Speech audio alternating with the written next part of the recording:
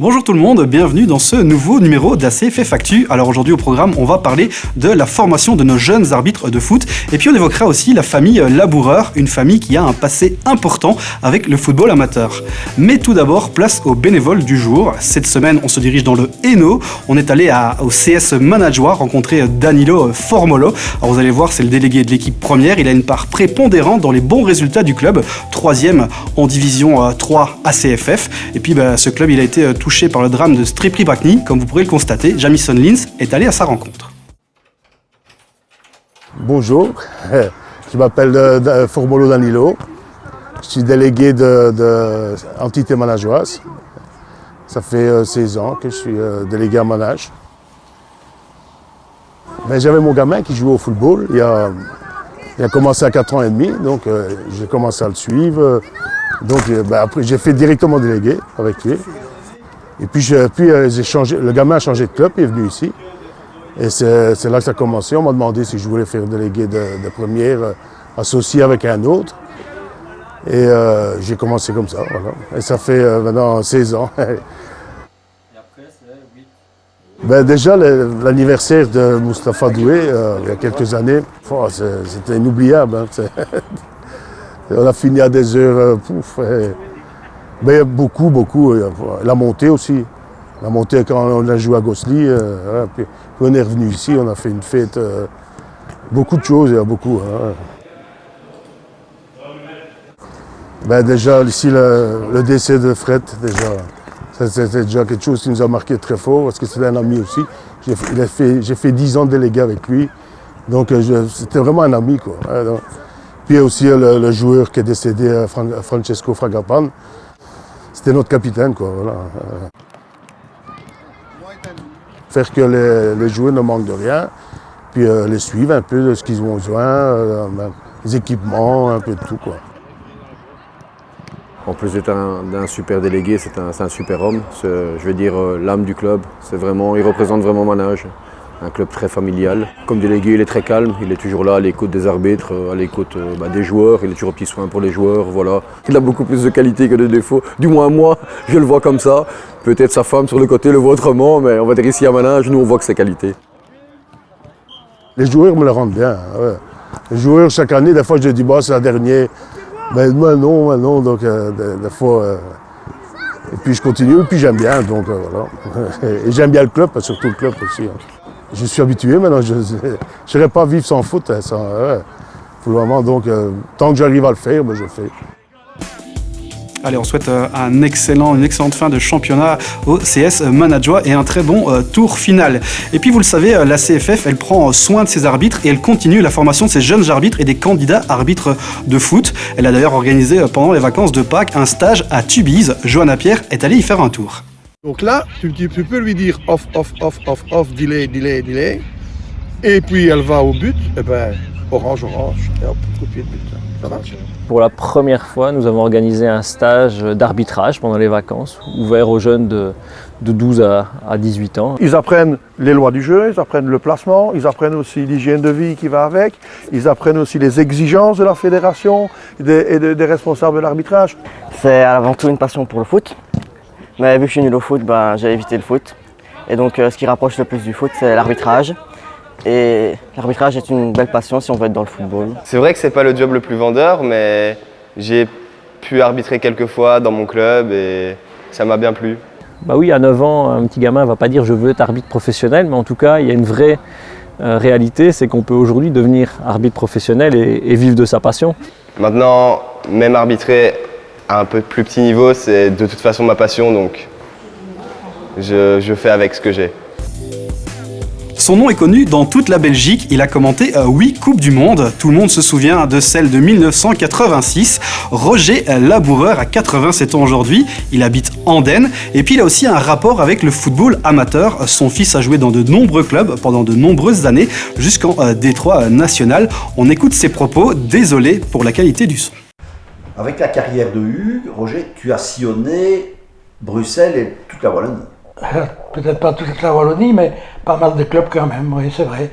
Ouais. Au départ, c'était Oderghem, et puis c'est devenu le Racing Jet après, et puis on est rentré à Andenne en Den, il est allé jouer à Huy, à Namur, à À Rochefort. Rochefort, oui, à Esch aussi. Ouais. À Esch, c'était très agréable, Rochefort et Esch, c'est vraiment très agréable. C'est le football que j'aimais bien. En plus motivé parce que le gamin était là, quoi. Hein. Ouais. Et donc, comment on vivait le match avec le gamin sur le terrain? J'étais toujours très objectif et calme. Mais lui a souffert de ça. Parce que, et ça a été la même chose avec ton fils, t'es le fils de laboureur, c'est pour ça que tu joues, quoi. Hein. C'est ce que les gens lui criaient. Hein. Mais c'était pas le cas. C'était pas pelé, mais il n'était pas mauvais. Oui. Et lui, comment il vivait ça d'être le fils ça l'embêtait quand on les disait. Et surtout, ça arrivait parfois, le speaker, quand il y avait au terrain un speaker, et numéro 8, le fils de notre célèbre Roger Laboureur, Hugues Laboureur. On va citer les autres, un tel. Et quand on arrivait au numéro 8, on disait, et numéro 8, ça l'énervait. Et quand il est devenu entraîneur, tu l'as toujours suivi? Ah oui. C'est ce qui me manque d'ailleurs. C'est pas le football, c'est pas le football professionnel qui me manque, c'est de voir le gamin. Ouais. Ça oui. Et plus difficile de le suivre comme entraîneur que comme joueur? C'était plus délicat évidemment parce que les entraîneurs, tu sais ce que c'est, on les critique vite, il a été critiqué comme tous les entraîneurs du monde, mais ça marchait. J'ai toujours été objectif avec lui, j'ai toujours su que c'était pas pelé. Et voilà. Et pas déçu quand il a arrêté sa carrière d'entraîneur? Un peu j'ai été déçu, parce que ça occupait mon dimanche, quoi. Hein. Et maintenant, je m'ennuie. Et avec nous aujourd'hui, pour parler de tous ces souvenirs, on accueille Hugues Laboureur, le fils de Roger. Alors on sait, il est venu énormément vous voir quand vous étiez jeune. Ça faisait quoi d'avoir un papa qui s'appelle Roger Laboureur et qui était célèbre? Ouais, franchement, ça pourrait paraître peut-être bizarre à certains, mais ça n'a pas toujours été facile comme nom à porter, tout en sachant bien que je n'en étais absolument pas gêné. C'est pas un tueur du Brabant, hein. Mais l'idée, chaque fois que systématiquement des remarques au bord du terrain, des remarques des adversaires, j'ai même connu des remarques d'arbitre par rapport au fait que j'étais sans doute éventuellement pistonné par le fait que mon père soit connu. Ça a été déjà très dérangeant, en tout cas plus jeune, en équipe d'âge. Adulte, évidemment, on passe plus facilement au-dessus, on en rigole même, et c'est même parfois agréable d'en jouer. Effectivement, quand on est jeune, on est plus vite perturbé. Avec l'âge et un peu d'expérience, ça devenait, je vous dis, limite risible. Et puis, porter ce nom, ça a aussi eu des points positifs, non? Même dans le foot amateur, d'avoir Roger qui vient vous voir. Moi, je ne l'ai forcément jamais vu comme ça en tant que fils, puisque moi, ça reste mon papa, point final, qu'il soit connu ou pas, qu'il passe à la télé ou pas, ça ne change rien pour moi. Ça a peut-être fait plaisir, parce que je pense qu'il a toujours eu une bonne réputation, il a toujours été apprécié du public, donc ça n'a jamais posé aucun problème, c'était même forcément positif à un certain moment. Mais pour moi, forcément, c'est difficile de répondre à cette question puisque ça ne changeait rien. J'avais juste mon papa qui venait me voir jouer ou qui venait me voir entraîner. Je n'avais pas évidemment le même angle de vue que certains peut-être supporters ou visiteurs ou joueurs. Je n'étais pas dans cette idée-là en tout cas.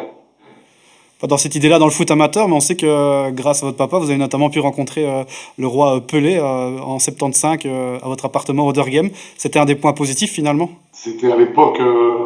on habitait Bruxelles, on a eu cette chance.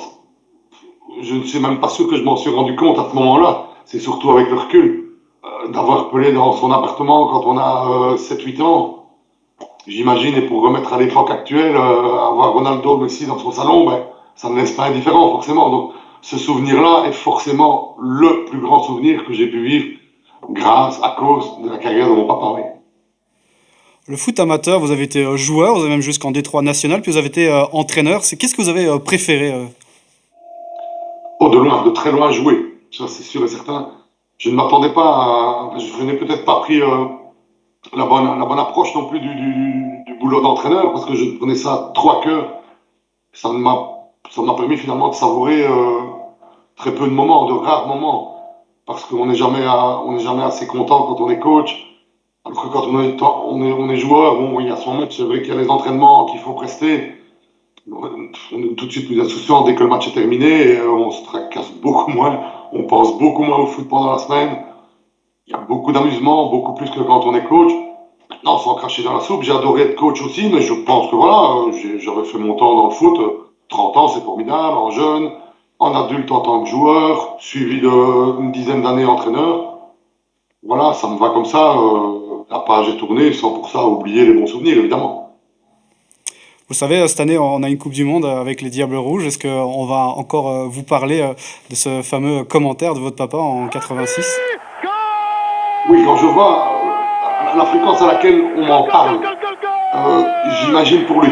Parce qu'apparemment, encore, il n'y a pas une semaine qui ne se passe pas sans qu'on lui crie goal, goal, goal, ce qui est d'ailleurs un petit peu dommage de résumer sa carrière à une demi-phrase comme celle-là. Mais bon, pourquoi pas, puisqu'elle est positive et que c'était surtout un souvenir formidable en 86 que tous ceux qui ont connu n'oublieront jamais. Donc, encore une fois, tout est positif autour de ça.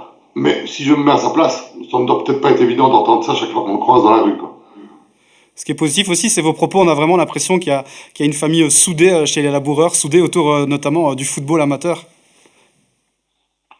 Oui, du football amateur, heureusement, parce que bon, on n'a pas eu l'opportunité d'évoluer beaucoup plus haut. Vous dites Détroit, c'était bien, mais bon, on ne parle pas d'une carrière internationale ou d'une carrière de grand footballeur. Donc on était vraiment dans le football amateur. Et le fait d'avoir suivi ça tous ensemble et en famille, je pense qu'effectivement, on peut pas le nier, on a passé quand même de très bons moments sur et en dehors des terrains. Et il faut bien avouer que le football amateur, en comparaison au football professionnel, apporte quand même des satisfactions et sans doute même des rencontres beaucoup plus profondes qu'au top niveau. Donc oui, soudé par la force des choses, évidemment. Merci beaucoup d'avoir répondu à nos questions. Je vous souhaite encore beaucoup de chouettes moments en famille et puis aussi de chouettes moments dans le football. Merci beaucoup. On reste dans le football amateur et on regarde vos plus beaux buts de la semaine. Voici les 3 sélectionnés.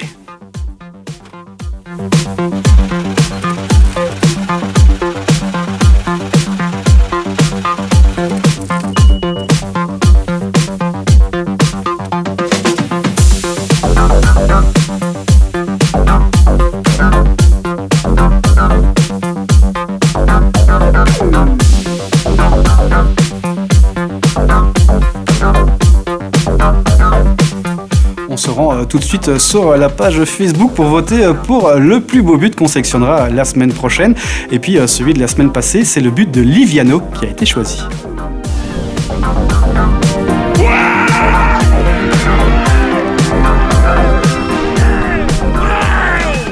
C'est l'heure de l'actualité de la CFF. Alors sachez que la CFF va organiser une formation sur la protection de l'enfance. Alors cette formation elle aura lieu au mois de mai et au mois de juin en visioconférence. Pour cela, il faut s'inscrire sur le site de la CFF. On vous a mis le petit lien ici en dessous. Et puis la nouvelle est toute fraîche de ce vendredi matin. La CFF et la province de Liège ont signé une collaboration pour un foot études féminin à l'IPES à Warem. C'est donc une excellente nouvelle pour la formation dans cette région en Belgique. Enfin, ce week-end, dans tous les sports, on observera une minute d'applaudissement avant et après chaque rencontre pour rendre un hommage à Théo, ce jeune arbitre qui a été agressé en France début avril. Alors c'est vraiment important de prendre soin de nos arbitres. Je compte sur vous pour que les applaudissements se fassent entendre sur tout le terrain. Cette semaine, on va pas parler d'un sobriquet, mais plutôt d'une association de 5 clubs dans la province du Luxembourg, les Marostimbelles. Alors, les pour les Bulles, Ma pour Marbehan, Ross pour Rossignol, Tain pour Tintigny et Belle pour Bellefontaine. Ces 5 clubs, ils ont décidé de former leurs jeunes depuis tout petit jusqu'en U21, car c'est très compliqué d'avoir beaucoup d'équipes de jeunes dans chaque club dans cette province. C'est donc une très belle association. Et puis, une fois qu'ils ont terminé cette formation, ils rejoignent leurs clubs respectifs. Alors si vous aussi vous avez envie de vous inspirer de cette idée, n'hésitez pas à aller faire un tour sur leur page Facebook. Moi je vous laisse en compagnie des Marostimbelles. Je vous souhaite un excellent week-end et je vous dis à la semaine prochaine.